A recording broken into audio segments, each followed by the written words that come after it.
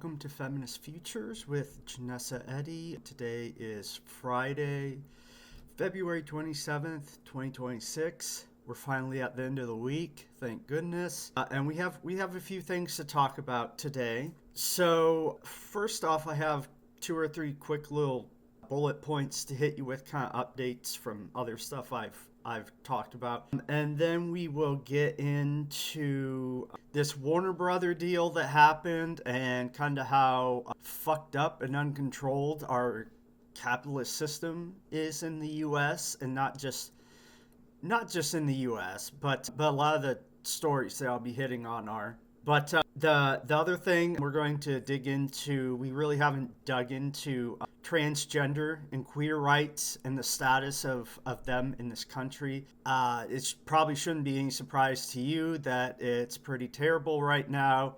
And unless if we keep fighting, it's going to get worse and worse, and it's going to bleed over into other people's freedoms. So we'll talk about that. And then the last thing here will be our call to action. So let's get into it. So the first couple things here. First, I wanted to say that UK special election I was talking about, actually the Green Party won it. So yay, that was the leftmost party in that race. And it also, again, I don't know, I'm not always convinced of how much of a message special elections send, but people are talking about that the current prime minister of Britain, who's basically head of the Labour Party, is kind of freaking out a little bit. That's honestly, that's good. I said yesterday that the Labour Party is drifting more and more to the right, especially when it comes to, transgender rights and things like that. So let's put them in the hot seat a little bit. Good job, Brits in that parliamentary district. So, all right, next one. So Hillary did her little questioning time over the Epstein files yesterday. Today it's Bill Clinton. And I was saying that from what I can tell, it wasn't so much Hillary that was in the Epstein files, but definitely was Bill. So it should be interesting. And, just keep up the work. Bring them all in, Republicans, Democrats.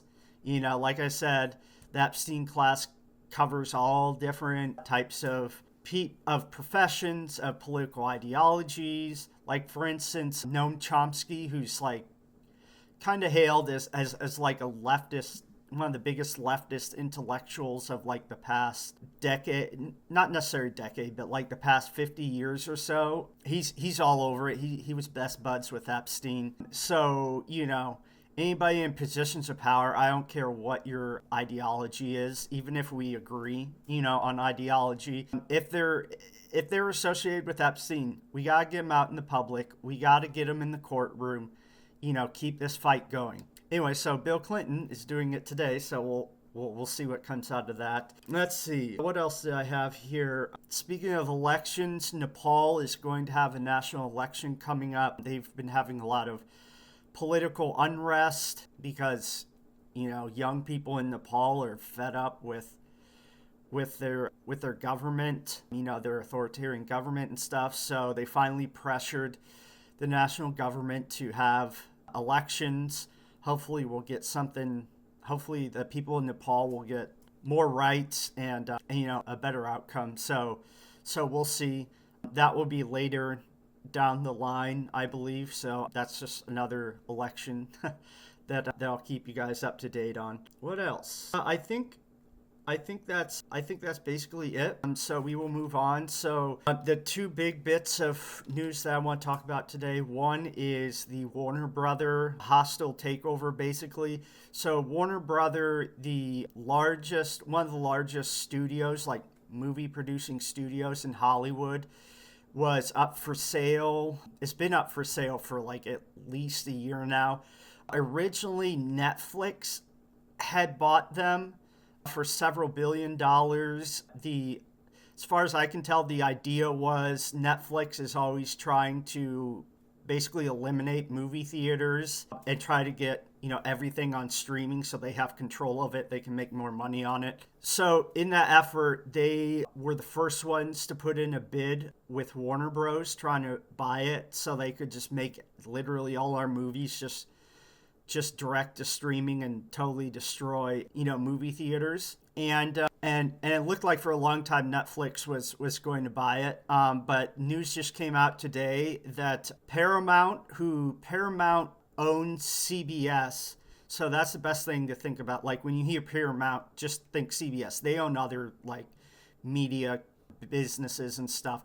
But anyway, Paramount is owned and run by the Ellison family, basically. So Larry Ellison, the dad, he's the one that they sold TikTok to, that whole TikTok controversy about like, oh, it's not owned by Americans. Well, Larry Ellison, one of the richest people in the world, owns that now.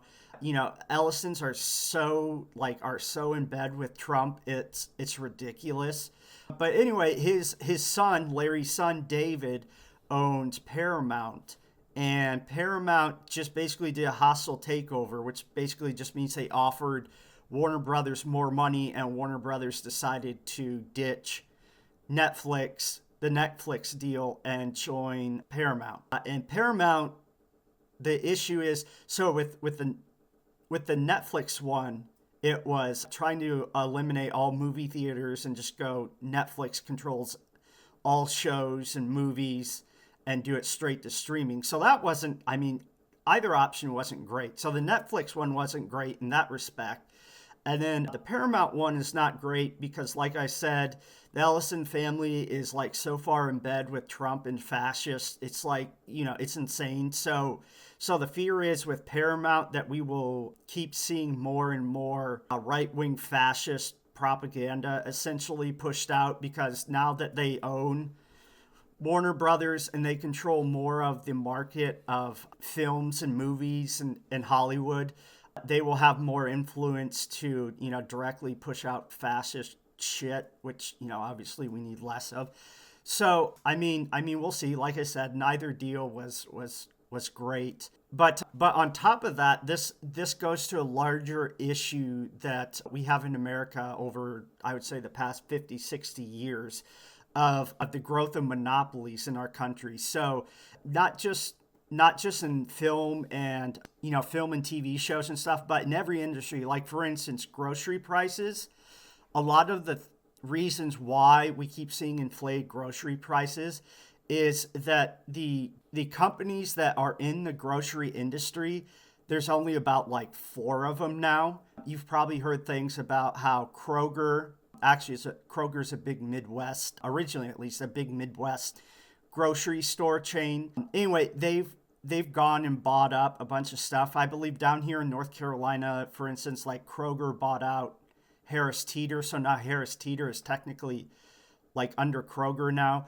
And the reason this is bad is because, and it depends on the industry, but like back in the 50s, 60s or so, there were maybe, like, no joke, like 40, 50 companies that were in the grocery market space. So you had more competition, and which forced prices lower, because consumers, if they didn't want to pay a price at one store, they would just go to another store. Basically like what all these right-winger, like pro-capitalist people always argue about. Oh, the free market, drives down prices. Yes, it does. But that only works when there's like multiple grocery stores or multiple businesses offering services. So we've gone from like the 1960s to like 50 different, grocery chains in the US. And now we're down to like 4 or 5. So our options as consumers are dwindling. And the less companies that control that market, the more control they have to set the price of eggs at whatever fucking price they want, So this is why, like, this unbridled capitalism that we live in sucks so much. It benefits the owners and the shareholders, which actually is what happened from my understanding. The reason Warner Brothers switched to Paramount was because David Ellison went directly to the shareholders of Warner Brothers and said, hey, the share of Warner Brother prices are going down. You're losing money. You want to gain more money. So, it was total like profit greed is what this got this deal through. And anyway, so David Ellison went directly to the shareholders, said, hey, the price of shares are going down. Your income is shrinking. Let's make you, fat cats wealthy again.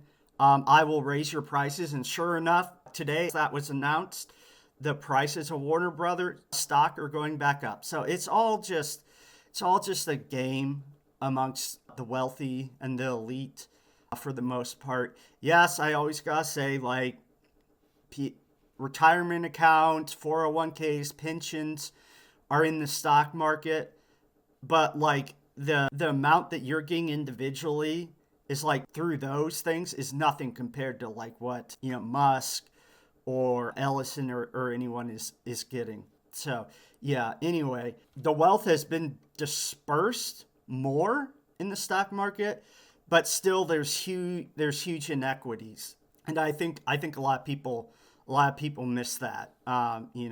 Because we're focused on one particular thing, we gotta look at the whole picture. So yeah, anyway, so now I talked about the grocery store space as an example. So taking it back to the film and TV show and Hollywood industry, basically you had, what was it, like Warner Bros, the fourth largest company in that space, in that market, that entertainment space, was being, the two competitors for it were like the second and third largest companies in those space.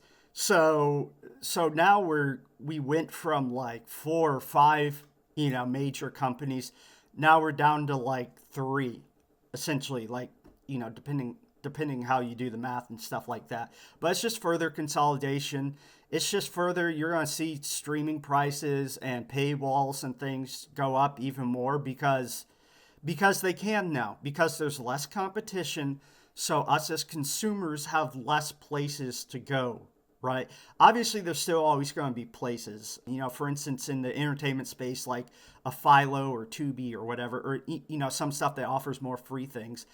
But those will be smaller, harder to access over the long run, and they'll probably, usually what happens is usually those smaller ones will probably be, if this continues, will be bought out by Paramount too anyway. So we're all going to be stuck on, like, eventually, if we don't stop this, if like the government, FCC, Federal Consumer Commission, I believe, or the FTC, Federal Trade Commission, basically if the federal government doesn't come in and like start taking these companies to court and like suing them and trying to break them apart, trying to raise, also raising taxes on business profits is another one. So there's a bunch of different things we can, that can be done. The issue is that our politicians are, largely in the pockets of those rich donors, right? I talked about, for instance, how like crazy close, how many millions and millions of dollars has the Ellison family given to Donald Trump? Donald Trump's not going to do fucking shit other than advocate for them, which basically he did, to buy Warner Brothers because they fund him. They're like a huge funder of Trump. So, and I'm not saying just Trump and Republicans, obviously like Democrats have their huge donors that are just as problematic. But yeah, like as consumers, as Americans, also as employees, like this Warner Brother deal, a lot of people in the industry are going to be cut with, stage hands and like maybe not necessarily actors. I mean, like high-end actors that probably won't affect too much, but like those B-list actors and stuff like that, and a lot of behind-the-scenes people, they're going to get fired because what's going to happen is Paramount is going to make Warner Brothers create more like cheaper movies, right? They're going to reduce the amount of money that goes into production. Well, if you reduce the amount of money going into something, of course the production values, of course the final product is going to suck. I mean, suck more, because you don't have those investments. And instead, what's going to happen is that money that was going in is not going to go in. So we're going to get suckier products. People are going to get fired. AI is like going to be writing scripts even more in order to cut those costs. So when the movie or whatever is released, those high profits that it ends up making, it'll just be straight directly into the pocket of the Ellison family. So I mean, it's just like I said, 100% greed. It's raising prices on consumers, locking consumers into only limited number of choices they can go to watch their movies, and then also hurting the actual people that the great people that make movies. They're going to get fired, replaced. It's capitalism. This is another example of how capitalism, especially this unbridled capitalism, only helps the rich, the people who already own stuff, who already own companies, and shareholders, which a share is basically like a piece of paper that says, oh, I own, one piece of this company or whatever. It's going to only help the people that own stuff, the owning class, right? And it's going to hurt consumers. It's going to hurt us as movie lovers, TV show lovers, because it's going to raise our prices, lower our options, and then it's going to hurt the people that actually produce movies because they'll be replaced by AI or they'll be cut. So oftentimes they'll have, for instance, you have one particular job on set. You may have like 3 people or like a person, an assistant type of thing. Well, that assistant or that second person is going to be gone now because, it's duplication and we can't have that because that raises prices. So it just hurts all of us, honestly, except for shareholders and the Ellison family, and then Donald Trump down the line, because the Ellisons have more profits the more donations they can make to Trump. So it's all just a vicious circle that we have to keep fighting against. Someone that's really good on this that you can look up, I think she was the head of the FTC under Biden, Lina Khan. That's spelled Lina for the first name, and then Khan is Kahn. She's fantastic. She's like one of the good corporate lawyers, honestly. Her whole career has been based on taking these big companies to court and saying, no, they're way too big, they're way too powerful. We need to break them up into smaller companies, and we just need more of that. There's so many other lawyers and people out there and advocates that are great, but she's kind of one of the big names right now in that field. So look up her work.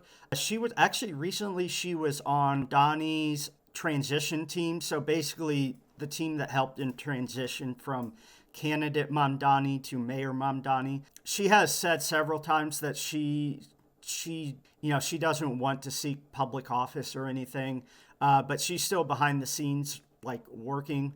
We need more people like that. Also, if you're like in law school, that's a huge field. Most of the time we think of corporate lawyers as lawyers that are just helping businesses, screw customers and employees and stuff like that, which is mostly true, sadly. But there's also a lot of good corporate lawyers. Often most of them end up working for the government that take on these corporations. If you're wrongfully terminated from a job, they'll step in and take the company to court, and fight on your behalf. So there are, good corporate lawyers out there like that, but like I'm going to be honest, most of them are on the payroll for the companies.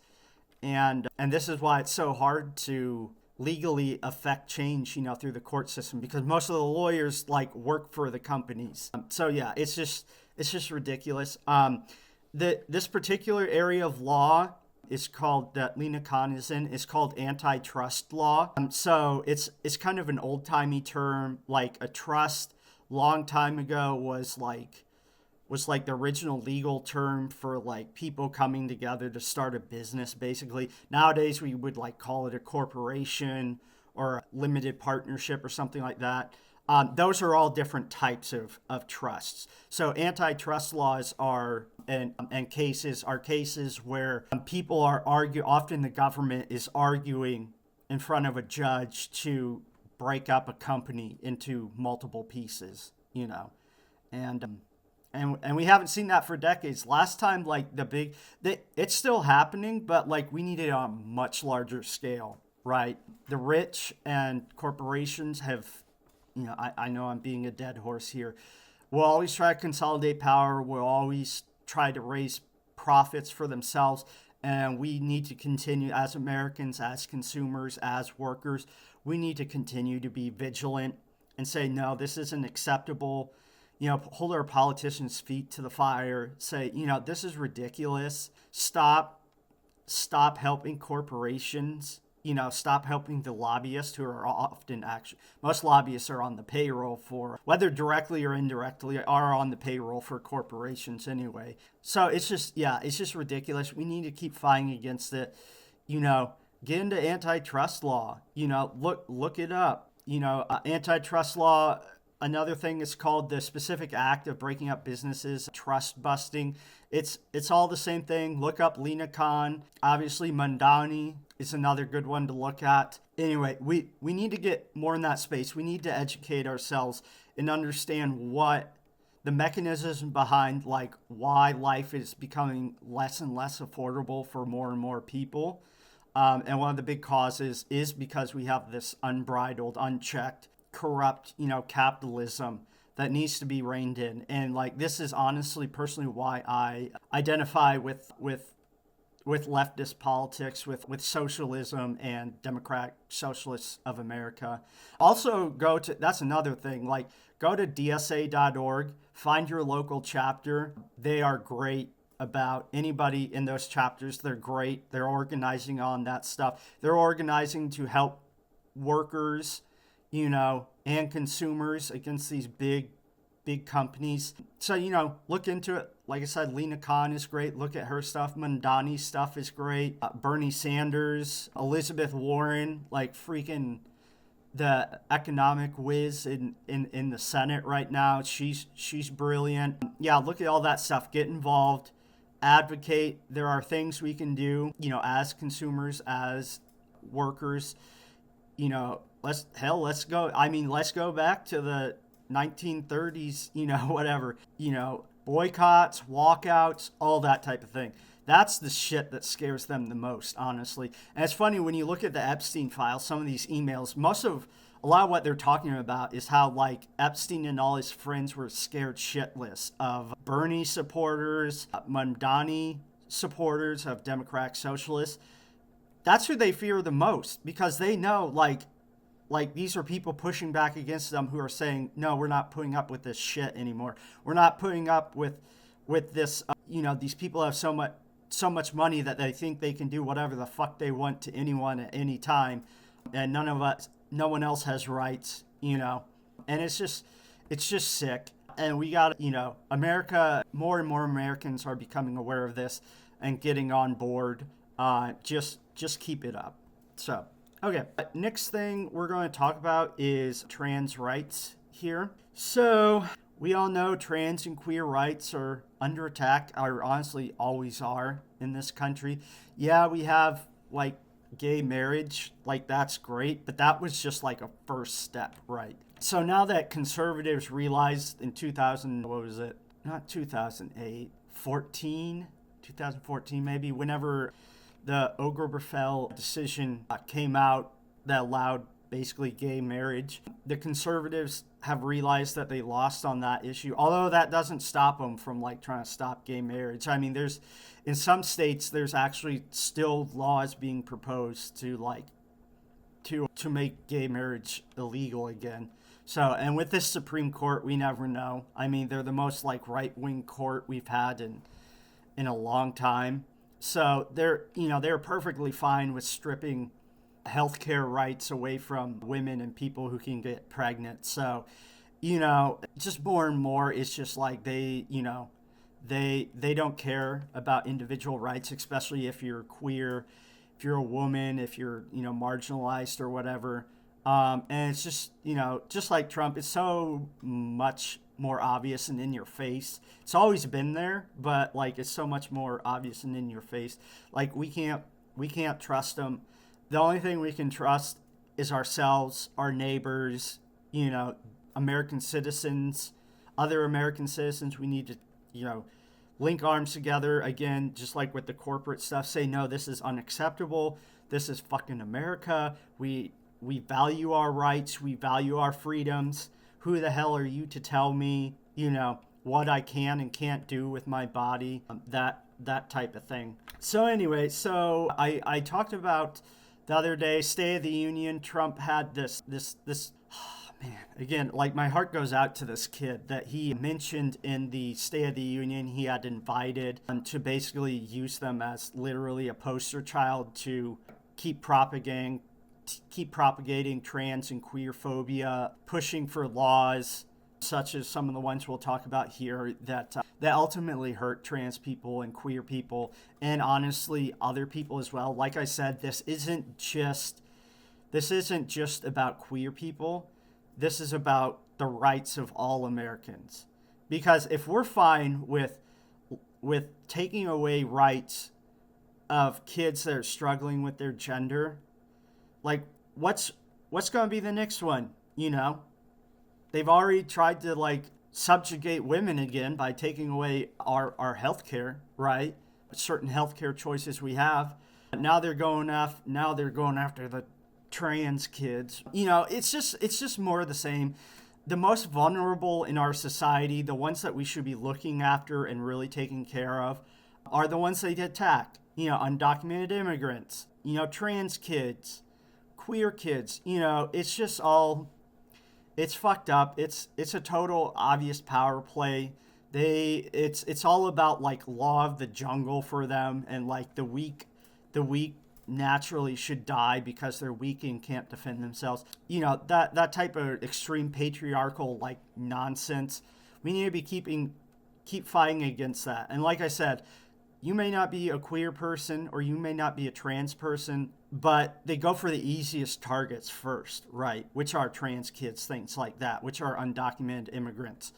But the next step, you read a lot of this shit, from, for instance, the Heritage Foundation, the number one right-wing think tank. They were the ones that made the Project 2025, which we're seeing implemented, even though Trump claims, I have no idea about it.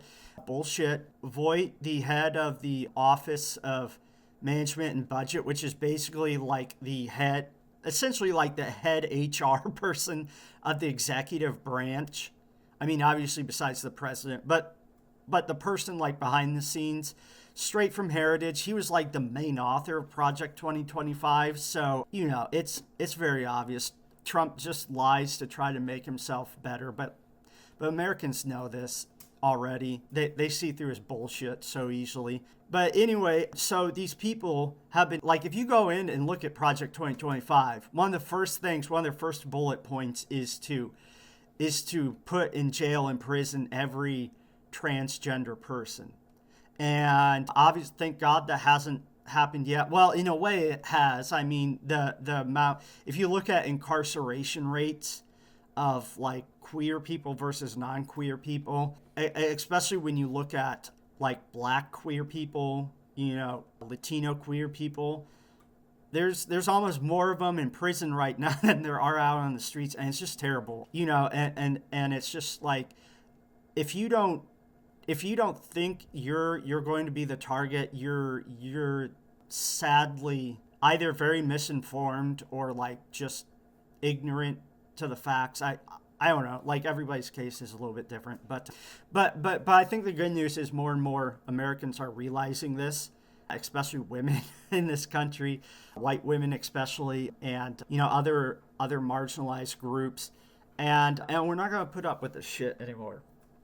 Like I've said multiple times now. So anyway, specific things that are happening. So Kansas, the Jayhawk state, passed this state law that basically strips driver's licenses and other state-issued documents away from trans people because, they're afraid, the transes are getting the wrong gender on their driver's license, which is absolutely ridiculous. Again, this is so fundamentally un-American. The state can't tell me who I am. I know who the fuck I am. The state, sure, I'm not necessarily against like documentation, but telling people what they can and cannot put on their driver's license is just insane. Actually, a good example of this is if we go back to the SAVE Act. Remember, I was telling you about how the SAVE Act is trying to require every voter in America to present their ID at a polling place, which is already problematic just by itself. But one thing that the SAVE Act would do is it would invalidate licenses of married women or anybody, honestly, that's married that like changed their name. It would basically, in the eyes of the poll workers, basically, like any legal changes to one's name, one's gender, the identifying markers, as they call them, would not be able to vote. Now we can't have trans people drive vehicles in the state of Kansas, which is completely ridiculous. Thankfully, it's already being challenged in court, so I mean, we'll see what happens. But again, like, I'm not like, we have been getting a lot of court wins, but when the highest court in the country is so clearly like right, red-pilled right wing, most of them, it's hard to have faith. Like, a lot of the lower court stuff is good. Even fucking Trump judges are ruling against it. Like, actual judges Trump appointed and were confirmed in the Senate by Republicans are saying, this is ridiculous. Trump stuff is un-American. What these transphobe, homophobic representatives are doing is clearly against our constitutional rights. But the problem is their decisions get appealed up to the Supreme Court. And we've seen the Supreme Court like has no problem taking rights away from Americans, especially if you're marginalized in any way. So anyway, we got this stupid transgender Kansas driver's license thing. Man, my heart goes out to all the queer people, especially in Kansas and across the country. Keep up the fight. Get in the streets. It already looks like it. It already looks like it. I mean, the great thing about trans and queer people are we're used to this shit. Like, this has been happening throughout all of U.S. history, and we're not gonna put up with it. We're already in the streets. We're already saying hell no. And this is ridiculous. I'm not gonna turn my license back over to the state of Kansas just because they think I have the wrong gender marker or wrong name. It's ridiculous. And like I said, they're coming for the tranny and queers driver's licenses right now. Next, it's going to be women. It's going to be married women. Anybody that's married and changed their last name in their marriage, that's deceiving the government. No, it's fucking not. Like, you have to go through a legal process like every state requires for name changes, and then it depends on the state on like how you can change your gender markers. But most states, you gotta like go in front of some type of judge just to be like, hey, I've done this. Hey, I'm transgender. I want this changed. Most judges are like, they're usually county judges, like local judges. They're like, whatever, move on. I have a full docket today. So it's not like, yeah, there isn't a legal record of it too, which again makes this all hilarious. It's just like, yeah, it's all ridiculous. So people in Kansas, keep up the fight. This is ridiculous. It should be challenged in court. It is being challenged in court, thank goodness. Also another big one that I've been looking at recently is, so of course Trump signed an executive order a while back that basically would bar Medicare, Medicaid, and the Children's Health Insurance, CHIP for short. It would bar them from providing any money to trans kids who are struggling with their gender, who just want like to hit that pause button, take those puberty blockers for puberty blockers. This is the other thing too. People just do not understand the science. Puberty blockers like only are effective for a few months, right? And the idea of puberty blockers is that it stops your natural, we all go through puberty, right? Our hormones change. It stops that process for a few months until you decide, oh yeah, I actually want to be the gender I was assigned at birth, or oh no, I want to change genders. And it makes transitioning so much easier because you only have to end up going through one one puberty. Like for me, as a trans woman, I had to go through two puberties. So like when I was younger, I went through like the standard, like quote unquote stereotypical male puberty. And then it wasn't until later in my life that I went through more of the standard like female puberty. It sucks. Like going through puberty once is like fucking hard enough. And what this medicine does, these hormones and stuff do for these trans kids is make their lives easier. Like I think one of the big things people don't understand is that hormones are like temporary. Yes, if you take them for long time, they're some of the effects are more or less irreversible. But even still, like it's not totally irreversible. People just don't understand how hormones work and how like men and women have pretty much the same hormones. The big differences are like our levels of different hormones, and hormones are so flexible. They change throughout the day. Everyone, it's just insane. It's just another attempt to try to like say, oh, gender's biological. You don't have rights over your own damn body. Again, it's ridiculous. And again, like I said in my State of the Union commentary, for kids, I mean, I will admit, anyone will admit, for kids, like it's harder because kids are not considered legally, and also I would argue probably mentally and everything too, like not considered fully, I don't want to say fully aware, but they're not like grown up enough to make those big decisions. So of course they need their parents involved, they need doctors involved, they need their school, their teachers involved too. And when you have one person, like a parent or whatever, that's just a complete transphobe and not even willing to like listen to their child or like even look into this stuff with their child, it's just terrible. It's really bad. Queer kids and stuff like that. I said it before, I'll say it again. Keep it up.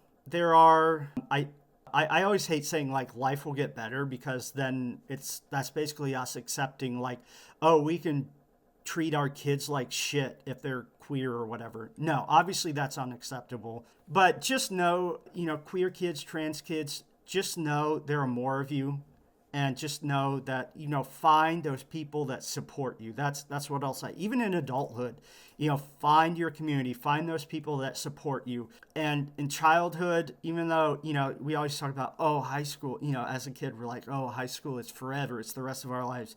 No, it's not. Like in the grand scheme of things, if you live to 100, that's only like 4 years of your life. That's a small fraction of your life. I realized like as a kid, things seem a lot longer, and they are in a way, right? You've only lived so many years of life, right? But keep it up. Find support. If you don't have, if you have to hide stuff from your parents, hide stuff from your parents. Unfortunately, I hope that's not the case. And again, I know a lot of, for all these like bad transphobes parents there are, I know so many more parents that are accepting, that are loving, that love their kids, want them to be who they are, and accept their friends as they are. That's another thing. Like if you can find people that you can, that will support you and understand you, go hang out with their parents. Because oftentimes, again, depends on the situation. Often those kids that are, parents and kids are very similar in many ways, for better or worse. Often those people who are in the, like the gay straight alliance at your school, stuff like that are supportive of queer people, often they come from parents and families that are also supporting of queer people. So, I mean, maybe it may be the case of like, hey, go hang out with your friends' family more. Just find those people that are accepting. And again, I realize it's hard because parents have a responsibility, for their kids and stuff like that. And I don't want to rip kids and families apart. That's what Donald Trump and ICE wants to do. I don't, and it's just tough. Like I tell any queer kid, right? Like it sucks. I understand. Find support. Hell, you can email me, email this show. I'll help you out however I can. Find those people who are supportive, find those friends of yours, and just say, hey, can I hang out with you? And you can go like hang out at their house, and then you can usually figure out pretty quickly whether their parents are like also transphobe doucheholes or not. A lot of them aren't, and we just need to keep finding those people that aren't. We need to keep building our community. You're not alone, and though life may be bad right now, you got to deal with some toxic people in your life. There's so many more people out there that love you and support you. Lean on your friends, lean on LGBT centers. There's a lot of great older trans people like myself who we are more than willing to. We call it like trans moms and trans dads. So since I'm a trans woman, I had a trans mom. So basically it's an older trans person that's like the same gender as you're transitioning to. So my trans mom, she's a trans woman. She's great, but I hung out a lot with her. She helped me out a lot. She showed me the ropes, kind of like with makeup and basic stuff like that. Find those people. There's so many trans people out there that would love to do that. And then the same thing on the other side, like a lot of trans men find older trans men to kind of like hang out with, talk with. It's kind of like the Big Brothers Big Sisters program, but only like for trans people. And it's not an official organization. It's more of like trans people, we take care of our own, because all of us know how shitty society can be to us. So anyway, find those supports, keep fighting, get in the streets, get your friends to go protest in the streets. Because like I said, it may not affect them directly, but like it's just one easy step. If the people in Kansas accept this, then who knows what the hell they'll accept. Dragging women, out of hospitals, like stopping abortions, all types of crazy shit. There's actually people that I read, some Republicans, some like crazy fascist Republicans that are proposing ending or severely limiting divorce laws so women can't get out of toxic marriages or men can't get out of toxic marriages. Again, like we forget, like a lot of these restrictions apply to both men and women. Like I don't want any person regardless of gender in like toxic relationships, and people should be able to, regardless of gender, regardless of their gender, regardless of their partner or partner's gender, they should be able to like legally change that. And it's not that big of a deal. It's just like I said, Trump and the fascists just want to control more and more of your life, and it's insane. Look at fucking Donald Trump. How many, like, talk about the like divorce guy. It's funny because a lot of this Trump shit that he says, he's so hypocritical. Like, how many times is he divorced, type of thing. And then yet he's the poster child for a lot of this. It's like, dude, come on. And honestly, like I've heard rumors, these are just rumors, don't put too much stock into them. But I mean, I've heard rumors that, Trump may be queer in a certain way, like maybe asexual or something. I don't know. I have no idea, nor do I like really care either. But it's funny. And actually at every like Turning Points USA, CPAC, Republican National Convention, and this is a real phenomenon, all these big conventions, Grindr, the gay hookup app, like Grindr shuts down because there's so much traffic whenever these big Republican conservative events happen. And honestly, more and more, like the more I'm convinced that the people that are most homophobic, transphobic, queerphobic are just sadly very repressed individuals. And this is what patriarchy does. It hurts all of us. It tells men you can only be a certain way. It tells women you can only be a certain way. It tells genderqueer people, like trans people, stuff like that, you don't exist. Like you're deluded. Like you don't know who you are, which is just absolutely insane. And it's hurtful to everyone. And the people that are instituting it, the people that are loudest about it, are oftentimes the ones that are most repressed.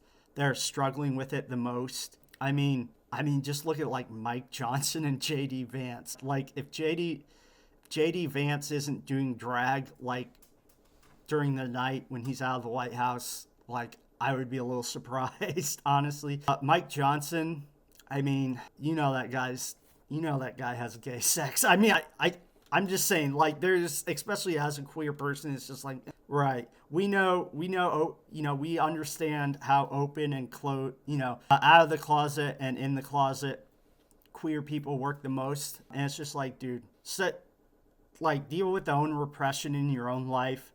Go to counseling. Don't try to take away our rights. Basically, end of the day. So yeah. So anyway, we have these Medicaid, Medicare, CHIP stuff. If you're concerned about that, so they're currently proposed rules. Like Trump wrote an executive order a while back. They haven't taken effect. Write your representatives about this. Tell them this is unacceptable. Contact Medicare, Medicaid. Just tell them this is unacceptable. There are the nice thing about a lot of regulations and stuff like that. There are public comments. The place to go for a lot of that is the Federal Register. So it's Federal, FEDERAL, and then register. It's all one word, all put together, all lowercase. Register, register.gov. That's like the place that it's actually through the National Archive, but they track all the ongoing regulations and stuff like that are happening, and that's and these Medicaid, Medicare transphobic rules have been up there for a while. So people are talking about them. We need more people talking about them. We need more people more Americans saying, no, this is fucking America. I want my rights. I should have decisions about my body, not my representatives out in DC, type of thing. So we just need to keep up the fight. Anyway, you can go federalregistrar.gov. You can also look up different agencies, just like look up, in Google, Medicaid, Medicare. They all have, like customer support places wherever you can. I mean, even if it's like posting about it on social media, for as much as like anti-social media, like little things are big things, So also another thing, so Pete Hegseth, the head of the DOD, or as Trump claims, Department of War, which is just like an executive thing, actually. It's still technically in like statute and in law, it's still Department of Defense. It's just only in like White House MAGA brain that it's changed, really. He has been on Hegseth has continued to be on the Scouts. It's now called Scouting USA. It used to be, when I was in it, it was Boy Scouts of America. They changed it because like they're co-ed now, and they've become more inclusive of like queer people and stuff like that. Well, Pete Hegseth, of course, doesn't find this acceptable because he wants the Scouts to be literally a paramilitary force. He basically wants to turn the Scouts into the Hitler Youth. I mean, that's what it is, type of thing, or what he's trying to turn it into. Thank God it isn't. But he's trying to turn the Scouts into like the JROTC, basically. And there's different things, like if you're an Eagle Scout, you get 2 ranks up when you join the military, that type of thing. But he's trying to further those connections, which again is ridiculous. And part of this is, thank God the Scouts right now aren't going along with it. But again, we need to keep the pressure up. He's trying to get the Scouts to like basically ban all trans Scouts, trying to ban queer Scouts, just the usual run-of-the-mill thing. So far, it isn't working, but it's consistent, and it's just annoying. And it's just like being in Scouts, the guy that originally founded the Boy Scouts, Lord Baden-Powell, warmonger, like I know. But anyway, like he was this was like late 1800s when he founded the Scouts in England. He was in the Boer War, which was one of the many imperialist wars of England trying to, steal Africa's resources and stuff like that. So he was in the Boer Wars. This was like in modern day South Africa mostly. But anyway, he was in that. And then once he left military service, and he was an officer, like he was from a pretty affluent family at the time. But once he left, he was just like, no, the military life is corrupt. It fucks you up because you see death and like stuff that people shouldn't be seeing, type of thing, or not like that much of, and he was just like, no, I don't, I'm not a part of the British war machine anymore. But anyway, he would write stuff. He wrote articles and stuff on his days and in the military and some of the skills and stuff like that he learned. And the story is all these young boys, young people were writing to him saying like, oh, you need to found like a group so we can get together and practice this. And eventually at first he was resistant because he's just like, no, like I don't want more militarism. It's funny how a lot of people, and like Eisenhower was like this, a lot of people who were in the military, once they leave, become some of the biggest like peace advocates because they literally seen and experienced the fucking trauma that happens, the physical and mental harms that war and conflict bring. But anyway, so for a long time he was just like, no, I can't start like another military organization basically. But he was getting so much pressure that eventually he relented and was just like, okay, I'll found the Scouts, but one of the key tenets of the Scouts is that it will be non-military in all ways. Like, we do not associate with the military. Yes, a lot of our skills like wilderness survival and stuff, the military also teaches, but that knowledge isn't exclusive to the military, which is another huge thing I'm about. Like, civilians should learn more about emergency preparedness, in some cases wilderness survival, camping. I love all that stuff. So I'm for that stuff, but I'm with Lord Baden-Powell saying like that's not an exclusive military thing. Like, hell, in America, we have national parks. Like, people go camping all the time. That's not just a military thing.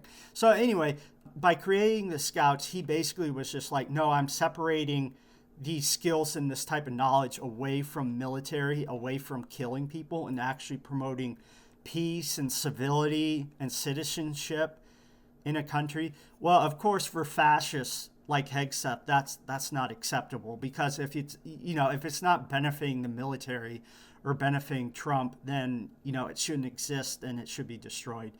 So anyway, it's a complete perversion of what Scouts, at least in my understanding, is supposed to be. And again, queer people are the targets again. It's the queer kids, the most vulnerable people, are the ones the administration is most afraid of, which is kind of ironic and sad and like a little funny, but it's also very dangerous. It's just like, dude, you're afraid of a teenage kid that's like questioning their gender. Like, how repressed, how like small-minded you have to be.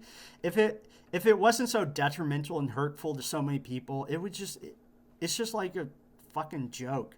But the unfortunate part is that it does, because it leads to policies that take away our rights, whether you're queer or not, and it makes life harder for all of us.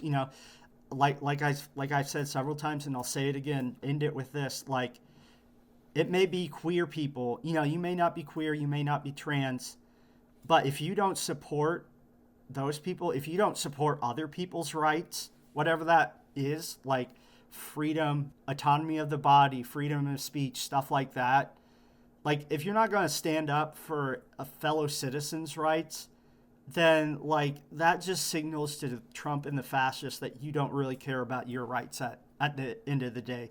Again, democracy is a process. We have to be vigilant. We have to keep fighting for it, fight for our rights here in America. We are privileged because we have a lot of freedoms and rights, but we constantly have to be fighting for that. So anyway, last thing here, this call to action, again, midterms are happening. Early voting for midterms is happening. The official date, like I said, I believe it's March 3rd. So go vote, do what you can, protect trans kids, fight corporations, fight the Epstein class, just keep the momentum going. Otherwise, that is it. And I'll see you guys on Monday, actually. So, yeah, peace and see you later.